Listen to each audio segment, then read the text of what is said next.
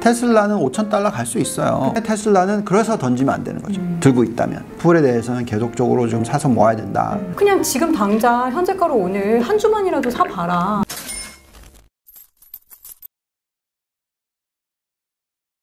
8월, 7월 중순부터 뭐 그전에도 계속 핫했지만 가장 핫한 종목이 우리나라 투자자들을 기준으로 해서 애플이랑 테슬라인 것 같아요. 근데 지금 두 종목 모두 주식 분할을 했단 말이죠. 그죠. 주식 분할 후에 전후로 계속해서 날아가는 주가. 이 두 가지로 질문이 나뉘더라고요. 애플과 테슬라는 더 오를까요? 정말 단순한 질문이죠. 누가 알아요, 사실? 그리고 두 번째는 테슬라 사고 싶으신 분들인 거 봐요. 테슬라의 주가는 언제 안정될까요? 이게 그러니까 하락이 아니고 안정을 원하세요.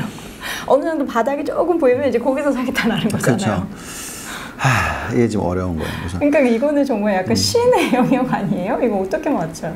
처음으로 되돌아갑시다, 우리. 그래도 가장 시가총액이 큰 애플부터 얘기를 하죠.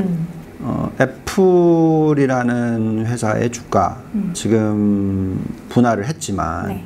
적정 가치를 계산을 하면 저는 여기서 거의 한 50% 더 올라가야 된다라고 생각을 했었어요. 주가가 지금 또 많이 튀었고 그래서 좀 한 적어도 30% 많이는 50% 정도의 업사이드를 보고 있어요. 네. 현재가에서요? 현재가에서. 그러니까 액면 분할을 해주면 그만큼 또 도달하기가 쉬울 수도 있겠죠. 그렇죠. 저는 애플에 대해서는 계속적으로 좀 사서 모아야 된다라고 얘기를 하고 있고 미국 주식은 항상 제가 얘기하는 게 있는데 한국식으로 투자를 하면 안 돼요. 한국식으로 투자는 뭐 약간 모멘텀 찾고 뭐 차트 보아가면서 뭐 일목 뭐 별의별 거 다 들어가면서 뭐 그러면서 이제 투자를 하시잖아요. 그거 아무 소용 없고 좋은 주식이면 그냥 꾸준히 사 모으는 게 그게 미국 주식인 거죠. 그래서 애플 같은 경우에 당연히 일시적으로 약간의 조정이 있었어요. 왜? 미중 무역 전쟁 이슈가 있으면서 그 위챗 관련해서 중국과 미국 간의 관계가 안 좋으니까 애플의 판매가 중국에서 좀 어려워질 거다. 뭐 이런 얘기 하면서 주가가 조금 빠졌었는데 오히려 그때가 기회였던 거잖아요. 그러면서 액면 분할하면서 지금 주가가 막 튀어오르고 있으니까. 네. 근데 결국 무슨 얘기냐면 펀디멘탈적으로 애플이라는 핸드폰을 안 살 수가 없는 거야. 그렇죠. 우리나라에서도 지금 사실 바꾸려고 고민하는데 삼성 하려다가 제가 애플을 지금 몇 년째 쓰고 있으니까 그러니까 그냥 애플이 못 바꾸는 편한 거죠. 거예요. 편한 것뿐만이 아니라 그만큼 갖고 있으면은 좀 기분이 좋아지게 만들죠. 로열티가 생기는 로열티가 생기는 거죠. 그러니까 그게 정말 중요한 거죠. 우리 아들은 애플을 시작을 해서 왜냐하면 싱가포르에서 애플로 시작해서 애플만 들고 있고 얼마 전에도 지금 애플 아이패드 에어 막 좋아서 너무 좋아하는 거죠. 그러니까 이게 너무 공부하기 좋다는 거죠. 어쩔 수가 없잖아요. 이게 로열티가 생겨버리고 그게 사실 삼성 핸드폰이 중국에 들어가서 시장 점유율 20 몇 프로 들고 있었지만 거의 한 몇 년이 지나고 나서 0%로 가잖아요. 왜? 화웨이나 이런 여러 가지 안드로이드 들어왔으니까 그러면서 그 시장 점유율 다 가져갔는데 애플의 시장 점유율은 많이 올라가는 것도 아니지만 계속 유지가 되는 거죠. 이게 안 빠진다라는 거죠. 그래서 그만큼 어떤 이 플랫폼화 시켜버리면 그게 그래서 스티브 잡스가 대단하다라는 거죠. 플랫폼화를 이렇게 하는 거다라는 걸 보여준 거예요. 플랫폼은 이렇게 하는 거야. 그렇게 됐기 때문에 대한민국에 지금 서울에 애플샵이 아마 가로수길에 하나 있나? 가로수길에 그 큰 거 있는 거 말고는 그냥 약간 그 스토어처럼 있는 거. 그거는 애플샵이 아니고 거기는 이렇게 줄 서서 기다리고 들어가고 그리고 가면 너무 그러니까 뭔가 좀 뿌듯해지는 그런 느낌을 줘요. 그러니까 고객들을 사로잡는 그런 게 있잖아요. 그쵸. 그게 대단한 거죠. 디자인부터 시작해서 서비스며 뭐 여러 가지. 근데 정말 비싸긴 해. 그쵸? 근데 비싼데 이번에는 나름의 그 12가 나오는데 저는 좀 어이없었던 게 가격을 낮추기 위해서 그 충전기와 이어폰을 안 준다는 거예요. 그래서 또 사는 거죠. 그럼 따로 그거 사야 되는 거잖아요. 어쨌든. 그래서 그거 보면서 그 밑에 댓글이 너무 웃겼던 게 나중에는 본체도 안 줄 듯. 설명서만 줄 듯. 이러면서 이게 본체 뭐 안 주고 조립하게 만들 듯 막 이런 거 있는데. 그렇죠. 애플이 진짜 근데 그래도 사잖아요. 그래도 사고 그래도 밉지 않아. 그러니까 참 그러니까 대단하다는 거죠. 그게 자본시장의 어떤 정말 엄청난 위력을 보여주는 거죠. 뭐 심지어는 커피, 뭐 스타벅스 이것도 사실 플랫폼화 시켰잖아요, 많이. 엄청 또 로열티 있는 브랜드죠. 네. 그러니까 이게 중요한 거죠. 근데 그거를 이제 테슬라로 넘어갑시다. 네. 테슬라가 해낸다는 거지. 자동차를. 만약 그거에 가능하다면 이건 이제 금액의 단위가 틀려지잖아요. 그쵸. 공이 하나 더 달리잖아요. 뭐 하나만 더 달리나? 2개 더 달리나? 핸드폰이 100만 원대면은 1000만 원대니까 뭐 한 20배 정도로 네. 칩시다. 한 50배 정도. 네. 이거 생각해봐요. 그러면 만약에 진짜 그게 가능하다면. 네. 그러니까 만약에 테슬라가 자동차 시장에 애플이 만들어낸 그 하이엔드 쪽에 시장 점유율 20%대, 그죠? 그거를 자동차 시장에서 해낸다. 그리고 그 20%의 모든 자동차를 이용하는 사람들이 로열티를 가지게 된다. 이건 예. 근데 지금은 이미 그게 형성이 되고 있잖아요. 그러니까. 전기차면 테슬라, 이제 앞으로 자율주행도 뭐 테슬라, 뭐 정말 테슬라를 광적으로 좋아하시는 분들이 물론 주주분들, 차는 안 가지고 있어도 주주분들도 있고 그 주주분들은 아마 돈을 많이 벌면 테슬라를 사실 거예요. 제가 테슬라를 시승을 한번 해보니까 약간 그런 뭐 단차 문제나 이런 디자인 문제가 약간 아쉽긴 해요. 근데 전 그거 보면서 이 정도 깔끔함을 만들었으면 애플 못지않은 디자인은 충분히 사실 바꾸는 거는 어렵지 않잖아요. 그래서 그러니까요. 그거만 되면은 나 진짜 난리 나겠구나 그런 생각이 저는 불현듯 들면서 그러나 주가가 이미 너무 많이 단기적으로 올라서 그래서 그 결국은 이제 우리가 이런 종목들은 처음에 투자하기는 어렵잖아요. 처음에 아마 제가 기억하기로는 17불에 상장을 했나? 아무튼 그래서 맞아요. 10불대였어요. 예, 10불대 상장을 해서 지금 거의 이제 2,500 그러니까 한 150배 정도 오른 거죠. 제가 2009년도에 처음 회사 입사했는데 그쯤 2009년인가 10년도에 테슬라 기업이 미국에 상장을 했더라고요. 그때 저는 테슬라가 있는지도 몰랐거든요. 근데 그때 만약에 한 정말 1,000만 원어치만 알았으면 그렇게 따지면 비트코인은 뭐 처음에 나왔었을 때 그러니까 그거는 제가 볼 땐 투기고 투자는 실질적으로 정확하게 진짜 잘하는 투자자는 작년 하반기에 사는 게 맞죠. 작년 하반기 200달러에서 220달러 사이일 때. 왜 그때가 바로 이제 실적이 플러스 전환할 때. 그러니까 영업이익이 플러스 전환할 때 이게 이제 정확한 기회인 거죠. 이미 그 스토리를 다 알고 있었으면 플랫폼화 될 거고 시장 점유율이 올라가고 있고 이게 정말 큰 미래가 있다. 그러면 이제 여기 석자 전환. 자, 이때부터는 무조건 주가 10배 간다. 이건 당연한 거죠. 시간 다시 돌리고 싶네요. 아니 근데 그거는 작년으로? 언제든지 그런 기회는 옵니다. 그래서 미국 시장이 좋다라는 거예요. 그런 종목들을 또 다른 테슬라 같은 또 뭔가 혁신을 거듭하는 게 나온다라는 거죠. 결국은 우리는 1등 기업이나 혁신하는 기업을 사야 된다라는 게 말이 맞는 게 그리고 또 왜 제가 생각할 때 중국이 미국을 이기지 못할 거라고 생각하는 게 물론 좀 많이 시대가 변하긴 했지만 결국은 뺏겨가지고는 아무것도 안 된다는 거죠. 베껴서 하는 건 아무것도 안 돼. 우리나라도 처음에는 그렇게 시작을 했지만 삼성전자가 이제 리드를 하기 시작했잖아요. 반도체 시장에서. 중국이 그렇게 돼야 되겠죠. 여태까지는 짝퉁.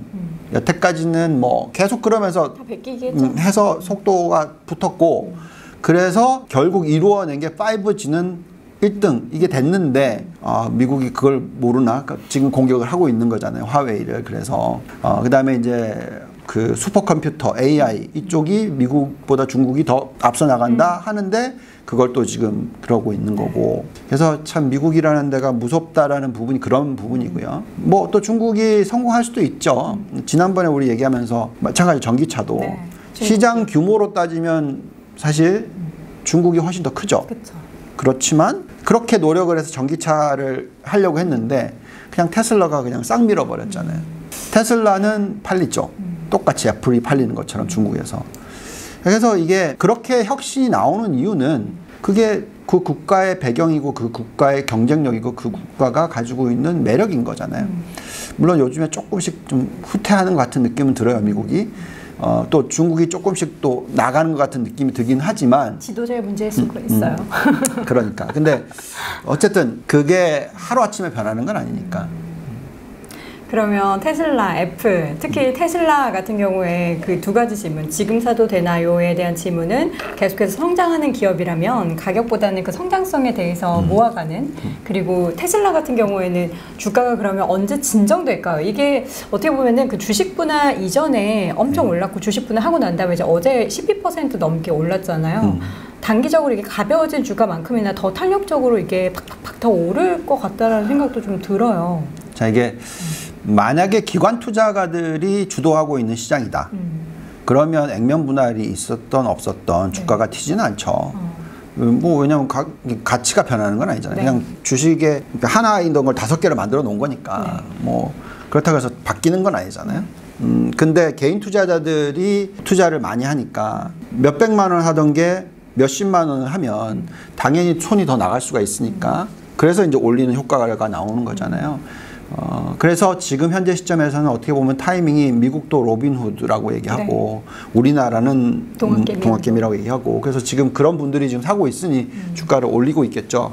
그렇지만 그렇다고 해서 그게 어떤 없던 가치가 또 만들어지는 건 아니고 근데 다행스러운 것은 앞으로 미래 가치가 계속 늘어날 거니까 그래서 우리가 그 주식을 좋아하는 거고 근데 지금 현재 주가가 도대체 어느 정도의 미래 가치를 포함하고 있는지는 이해를 해야 될 거 아니겠어요? 어느 정도 미래 가치 포함하고 있는 그렇죠. 거예요?